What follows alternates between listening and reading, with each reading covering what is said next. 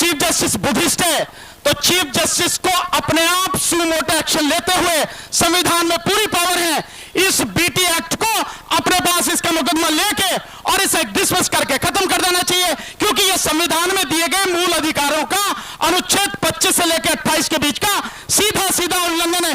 क्यों नहीं किया? अगर वो बुद्धिस्ट है तो उसे इतना मालूम नहीं है? कितने भोले आदमी हो आप लोग, उनके यहां कर दिया। अगर वो बुद्धिस्ट है तो अपने पास ही क्यों नहीं रखा? डिसाइड कर देते ना वही, क्या दिक्कत थी यार? इन सब बातों से बाहर निकलो। काहे को मतलब क्यों आंख मिच के किसी पे विश्वास? साथ में थैंक यू निगम साहब। तथागत बुद्ध और बोधिसत्व बाबा साहब डॉक्टर अंबेडकर और बहुजन समाज के सभी महापुरुषों के चरणों में नमन करते हुए मंच पर आसीन श्रद्धेय भिक्षु संघ, भिक्षुणी संघ, सामने बैठे हुए मेरे समाज के समस्त साहसी साथियों, बुजुर्गों, नौजवानों, आप सभी को मेरा नमो बुद्धाय, जय भीम। साथियों, 2-3 बात ही कहनी है, ज्यादा नहीं। एक बात तो यह कहनी है कि जिस तरह से 12 मई को बिहार के राज्यपाल आरिफ मोहम्मद खान ने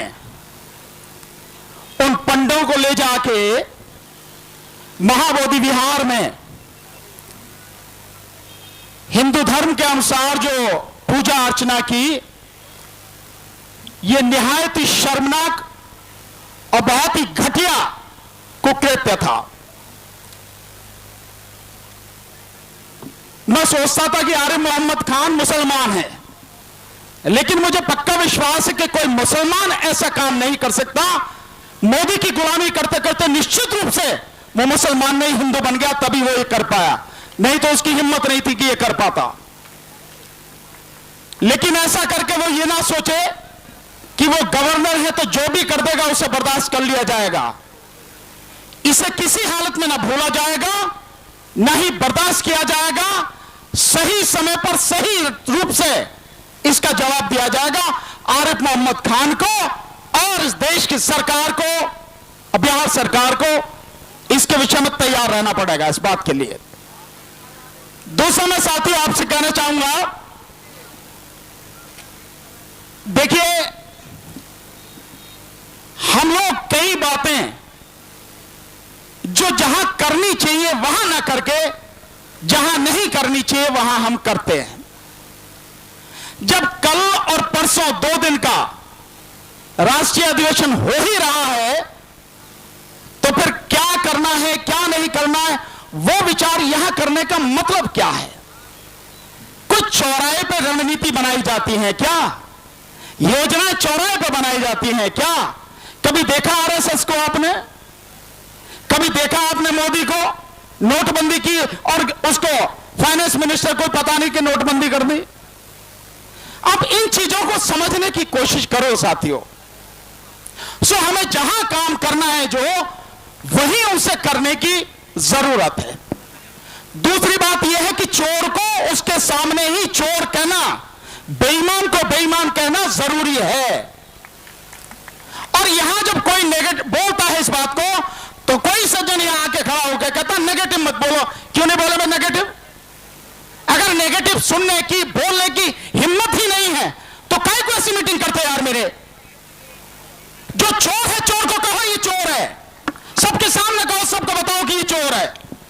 और मैं ये कहता हूं कि जो आकाश राणा है वो ना तो बौद्ध भिक्षु है ना ही वो बुद्धिस्ट है, वो चंदा इकट्ठा करने वाला व्यक्ति है। चंदा इकट्ठा किया, जेब में रखा और सबको धोखा देकर चला गया।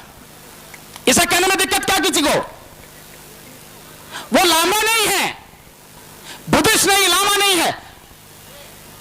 दार्जिलिंग की तरफ वहां की एक गोरखा कम्युनिटी में ये लामा कम्युनिटी है, उससे जुड़ा हुआ व्यक्ति है। ये लामा उसका टाइटल है, इस चीज को समझने की जरूरत है। टाइटल है ये उसका, वो बुद्धिस्ट नहीं है और बहुत भिक्षु नहीं है। और जिस तरह से लोगों ने पैसा दिया, मेरे समाज के लोग भी बड़े भोले हैं। अरे किसी को दे दे तो, जो भी बाबा साहब का नाम लेता है या जो भगवान बुद्ध का नाम लेता, उसी को झोली खोल दे तो पहले सोच तो लो किसी को देना नहीं देना ये इस काबिल है भी कि नहीं है। अभी है बात हुई, 3 आंदोलन हुए, ये तीसरा था जो फेल हुआ। इससे पहले भी जो आंदोलन थे हम उन सब में शामिल रहे, बहुत मजबूती के साथ शामिल रहे। नतीजा क्या है?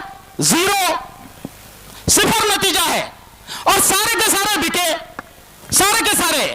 कोई बिका जाके बना, अब उसका माइनॉरिटी कमीशन का जो चेयरमैन बन गया। मतलब कुछ ना कुछ जब कुछ हुआ, पैसा और पद इसी के लालच में बिकते रहे तो तुम्हें समझ नहीं आता कब तक धोखे खाओगे भाई मेरे। किसका साथ देना चाहिए, किसका नहीं देना चाहिए, किसको खड़े होने देना चाहिए, किसको नहीं, नेतृत्व किन हाथों में रहना चाहिए, आप इस चीज को समझते क्यों नहीं हो भाई। और अभी है अदालत की बात आई, बड़े यार बहुत ही ज्यादा भोले आदमी हो, कह रहे चीफ जस्टिस बुद्धिस्ट है। अगर चीफ जस्टिस बुद्धिस्ट है तो चीफ जस्टिस को अपने आप सुमोटो एक्शन लेते हुए, संविधान में पूरी पावर है, इस बीटी एक्ट को अपने पास इसका मुकदमा लेके और इसे डिसमिस करके खत्म कर देना चाहिए, क्योंकि यह संविधान में दिए गए मूल अधिकारों का अनुच्छेद 25 से लेकर 28 के बीच का सीधा सीधा उल्लंघन है। क्यों नहीं किया? अगर वो बुद्धिस्ट है तो उसे इतना मालूम नहीं है। कितने भोले आदमी हो आप लोग। और अभी अभी मुझे पता लगी वहां पे जो केस चल रहा है, किसी ने डाला है, हमें नहीं पता किसने डाला। अदालत जाने में बड़ी तेजी करते हैं लोग बाग, पता है नहीं कुछ भी अदालत के विषय में, लेकिन बड़ी तेजी करते हैं।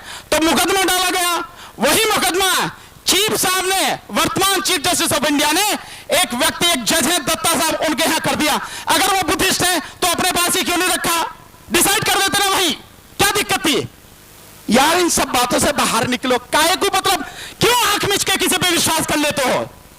कोई तुम्हारा नहीं है, इस बात को समझो।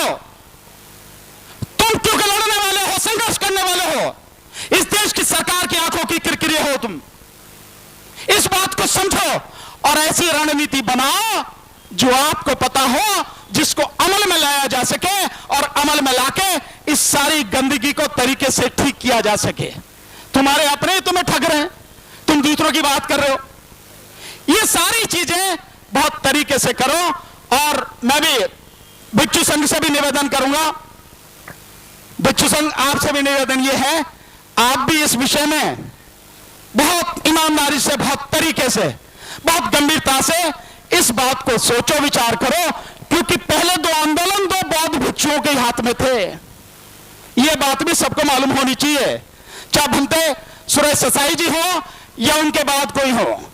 इन सारी चीजों को समझो साथियों और बहुत तरीके से काम करने का प्रयास करो। न अदालत तुम्हारी, न सरकार तुम्हारी, न तुम्हारे अपने नेता एमएलए एमपी तुम्हारे। जो कुछ करना है तुम्ही को करना है। अगर कर सकते हो तो यह दृढ़ प्रतिज्ञा करके इसे करो, नहीं तो आराम से घर में बैठो। काहे की दोपहरी में पसीना बहा रहे हो भाई मेरे। मुझे तो इतनी बात कहनी है, बाकी बात जो कल होंगी ना, कल और परसों नहीं कहेंगे मीटिंग में। नमो बुद्धाय, जय भीम। बहुत बहुत धन्यवाद भानु भाई, थोड़े से शब्दों में अपनी बात को रखने में।